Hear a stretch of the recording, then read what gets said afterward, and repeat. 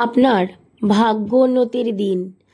আপনি ইউনিভার্সের এই বার্তা পেয়েছেন। এর অর্থই হলো আপনার জীবনে পরিবর্তন অবশ্যম্ভাবী। আপনি আগামী 10 দিনের মধ্যে আপনার জীবনে আজ যে সংকেতগুলির কথা বলবো তার মধ্যে যদি যে কোনো একটি সংকেতও দেখতে পান বা কোনো লক্ষণ আপনার জীবনে ঘটে, আপনি অনুভব করেন, তাহলে বুঝবেন হ্যাঁ, ইউনিভার্স আপনার ভাগ্য বদলাবে দ্রুত, এটি নিশ্চিত। এবং আপনার জীবনে আসবে উন্নতি, সুখ, শান্তি, সমৃদ্ধি আপনাকে তার দিকে আকর্ষিত করবে। প্রচুর ধন সম্পত্তির মালিক হবেন আপনি। আপনার শত্রুরা আপনার পদতলে নত হবে। আপনি আপনার ভালোবাসার মানুষকে ফিরে পাবেন। সকল ইতিবাচক শক্তি আপনার দিকে আকর্ষিত হবে। ইউনিভার্সের অদৃশ্য শক্তি, ঐশ্বরিক শক্তিগুলি আপনাকে দুহাত ভরে আশীর্বাদ করবে। আপনি কি প্রস্তুত তাদের এই আশীর্বাদ গ্রহণের জন্য? যদি প্রস্তুত ঈশ্বরের এই বার্তা গ্রহণ করতে, আপনি কি জানেন আপনার জীবনে সত্যি পরিবর্তন আসতে চলেছে? যদি নিজের জীবনের পরিবর্তন চান তাহলে কখনোই এই বার্তা ছেড়ে যাবেন না। আশা রাখবো সম্পূর্ণ এই বার্তা আপনি ধৈর্য ধরে দেখবেন। আপনি জেনে রাখুন, প্রথম যে সংকেত সেটি হলো, যদি আপনি এরকমটা অনুভব করেন যে আগে আপনার কোলাহল পছন্দ হতো, অনেক মানুষজন একসাথে ভালো লাগতো, কিন্তু হঠাৎ করেই আপনার নির্জনতা বেশি ভালো লাগে। হঠাৎ করেই আপনি যে ধর্মের মানুষ সে ধর্মের দিকে আপনার আকর্ষণ আপনি বৃদ্ধি পাচ্ছেন, অর্থাৎ আধ্যাত্মিক চেতনার উন্মেষ ঘটছে। ধীরে ধীরে কেমন যেন একটা এমন পরিবেশ আপনার পছন্দ হচ্ছে যেখানে আপনি আগে ভয় পেতেন, আপনার আগে ভালোই লাগতো না, আপনি কোলাহল পছন্দ করতেন, কিন্তু এখন যেন আপনার সেই কোলাহলময় পরিবেশ আর ভালো লাগে না। এখন যেন আপনার একা থাকতে ভালো লাগে। আর এখন আপনি একা থাকলে আরও শান্ত হয়ে যান। তাহলে বুঝতে হবে ঈশ্বর আপনাকে প্রস্তুত করছেন একটা বড় উত্তরণের জন্য। নাম্বার 2, আপনি অন্যকে ক্ষমা করতে শিখে গেছেন। আগে অন্যেরা আপনাকে আঘাত করলে বা শত্রুরা আপনার সাথে কোনো অন্যায় করলে আপনি তাদের ওপর বিরক্ত হতেন এবং 2-4 কথা শোনাতেন, কিন্তু এখন সময় এসে গেছে আপনি অন্যের কটু কথার আচরণ মনে রাখতে চান না। এখন আপনি মনে মনে সেসব কিছুই ভাবেন না। এখন আপনার মন আর অশান্ত থাকে না। আগে এগুলো হতো। যারা কষ্ট দিয়েছে তাদের জন্য আপনার মনে এখন আর ঘৃণাও জন্ম নেয় না, কারণ এখন তাদের জন্য আপনার মনে করুণা জন্ম নেয়। আপনি তাদের অজ্ঞতা আর বুঝতে পারেন তারা এগুলো ভুল করছে, আর ঈশ্বরকে আপনি মনে মনে বলেন যে ঈশ্বর তাদের শুভ বুদ্ধি দাও। যেদিন আপনার অন্তর থেকে এইরকম কথা হবে সেই দিন আপনি বুঝবেন যে মহাবিশ্ব আপনাকে সত্যি ধনী করতে চান, আপনার জীবন বদলাতে চান। তার পূর্বেই তিনি আপনার ভুলগুলো সংশোধন করে আপনাকে প্রকৃত সেই সম্মান পাওয়ার, সেই উত্তরাধিকারের যোগ্য করে তুলতে চান। ক্ষমা করার শক্তি তখনই আসে যখন আত্মা বড় হতে শুরু করে। আপনি তার প্রতিশোধের আগুনে পুড়তে চান না, আপনি শান্ত থাকতে চান, আপনি মুক্তি চান। আর ঠিক এই মনোভাবই ইশারা দেয় আপনি উন্নতির পথে চলেছেন। আধ্যাত্মিকভাবে আপনার জীবনে শুধুই এখন উন্নতি ঘটবে। আপনার খাবারের প্রতি, পোশাকের প্রতি আসক্ত ছিল, অর্থাৎ ভালো খাবার, ভালো পোশাক, কিন্তু এখন আর আপনার এই আসক্তি যেন নেই। আপনি যেন ধীরে ধীরে একটা অন্য রকম হৃদয়ে পরিণত হচ্ছেন। সূর্যোদয়ের আলো আগে দেখে আপনার অন্য কোনো অনুভূতি হতো না, কিন্তু এখন যেন মনে হয় আপনি অনেক ভাগ্যবান, এমনটা আপনি নিজেই ভাবেন।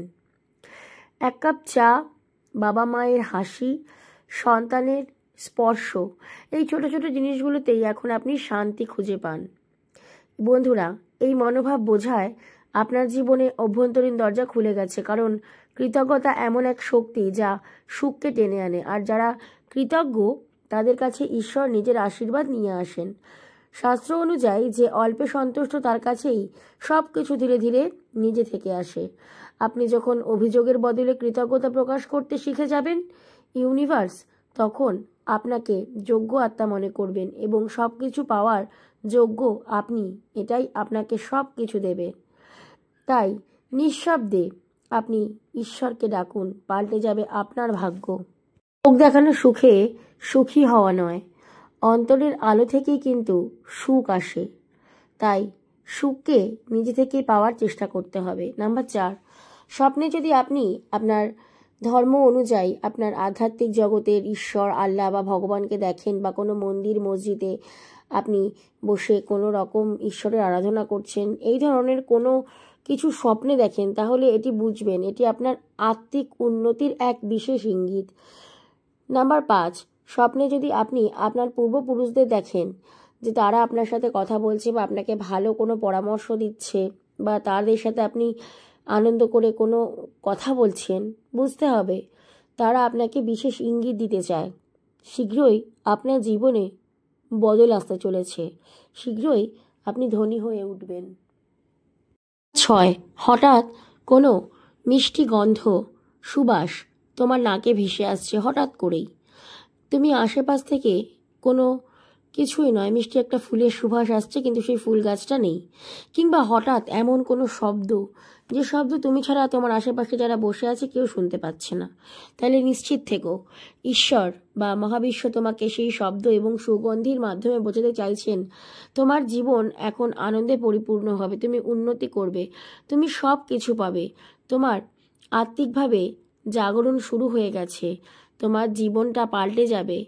আর হঠাৎ করে তোমার জীবনে সকল কিছু তুমি পেতে শুরু করবে যা তুমি কখনো আশাও করনি। নাম্বার 7, বিপদ এড়ানো বা অল্পে রক্ষা পাওয়া। হয়তো কখনো খুব বড় বিপদ হতে পারতো তোমার সাথে, তুমি পথ দিয়ে গেছো, সেই পথে তুমি যাওয়ার পর বা তুমি যাওয়ার আগেই কোনো এক বিশেষ কিছু ঘটে গেছে, সেখানে কোনো মানুষের প্রাণ গেছে, কিংবা রাস্তাঘাটে তুমি পড়ে গেছো, তোমার হাত পা অল্পের ওপর দিয়ে কেটে গেছে, কোনো বড় বিপদের হাত থেকে তুমি বেঁচে গেলে। এটি কোনো কাকতালীয় ঘটনা নয়, অনেকেই ভাবে এটা কাকতালীয় ঘটনা, এটাই আসলে ঈশ্বরের কৃপা বা ইউনিভার্সের কৃপা।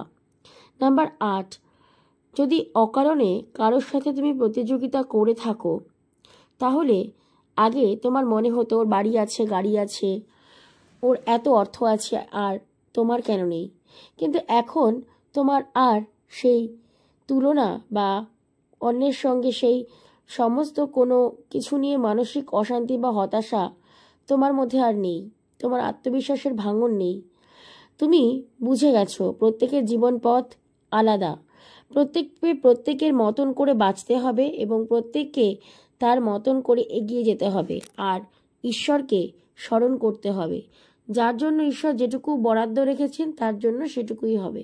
আর সবচেয়ে বড় কথা হলো ভাগ্য, তার সাথে চেষ্টা, আর চেষ্টা না থাকলে কখনোই ভাগ্য বদলাবে না। অপরকে দেখে হিংসা নয়, অনুপ্রেরণাই হলো জীবনকে নতুন ধাপে এগিয়ে নিয়ে যেতে পারে। যে নিজেকে নিজে নিয়ন্ত্রণে রাখে সেই প্রকৃত বিজয়ী, আপনি তাই। এই পরিবর্তন হয়তো চোখে দেখা যায় না, কিন্তু এর প্রভাব আপনার জীবনের প্রত্যেকটি সিদ্ধান্ত, প্রত্যেকটি সাফল্যে ধরা পড়বে খুব শীঘ্রই। নাম্বার 9, আপনি নিজের ভুল স্বীকার করতে শিখে গেছেন। আগে যখন আপনি কোনো ছোট ছোট ভুল করতেন বা বড় ভুল করতেন, আপনি অন্যের ওপর দোষ চাপিয়ে দিতেন, কিন্তু এই মুহূর্তে বা এখন থেকে আপনার মধ্যে সেই শক্তি কাজ করবে। আপনি বুঝবেন, আপনি অনুভব করবেন অন্যের দুঃখ কষ্ট, আর আপনার ভুল ত্রুটিগুলো আপনি স্বীকার করতেও শিখে যাবেন। ভুল করা পাপ নয়, কিন্তু সেই ভুলকে আড়াল করা আত্মাকে দুর্বল করা। তাই বন্ধুরা, আপনারা সকলে জেনে রাখুন, কখনোই আপনারা অন্যায় করে সেই অন্যায়কে ঢাকতে যাবেন না। সর্বদা সত্য কথা বলবেন আর সৎ পথে চলবেন, তবেই আপনার আত্মার উন্নতি ঘটবে এবং খুব শীঘ্রই আপনার আত্মার উন্নতি ঘটবে। যদি আপনি নিজেকে এইভাবে সংশোধন করতে চান, আপনার সঙ্গে ঈশ্বরের আশীর্বাদ সর্বদাই রয়েছে। এই পরিবর্তন শুধু আপনি নিজেই নিজেকে চিনতে পারবেন আর নিজেই অনুভব করতে পারবেন। সত্যি আপনার ভাগ্য বদলাতে শুরু করেছে, বিশ্বাস করুন। নাম্বার 10, ঈশ্বরের প্রতি টান অনুভব হওয়া। আগেও আপনি ঈশ্বরে বিশ্বাসী ছিলেন, কিন্তু এতটা টান অনুভব কখনোই করেননি। আপনি যে ধর্মের ব্যক্তি হয়ে থাকুন না কেন, আপনি নিজে অনুভব করবেন আপনার আরাধ্য দেবদেবী, আল্লাহ, ঈশ্বর যেই হোক না কেন, শক্তি এক এবং অবিনশ্বর, তার প্রতি যেন আপনার টান একটু একটু করে বাড়ছে। আর আগে আপনি সময় পেতেন না, আর এখন আপনি সময় খোঁজেন ঈশ্বরের আরাধনার জন্য। তাই বিশ্বাস করুন, এই বার্তা শুধুমাত্র একটি বার্তা নয়, এটি ঈশ্বরের আশীর্বাদ যা আপনি পেয়েছেন। আপনার কর্ম, আপনার সততার মাধ্যমেই আপনি তার আশীর্বাদ লাভ করেছেন। মহাবিশ্বকে কখনোই অবজ্ঞা অবহেলা করবেন না। তিনি সেই শক্তি আপনাকে দিয়েছেন বেঁচে থাকার জন্য, আনন্দ করার জন্য, উৎসব করার জন্য। তাই বলুন, I am sorry, please forgive me, thank you universe, I love you universe.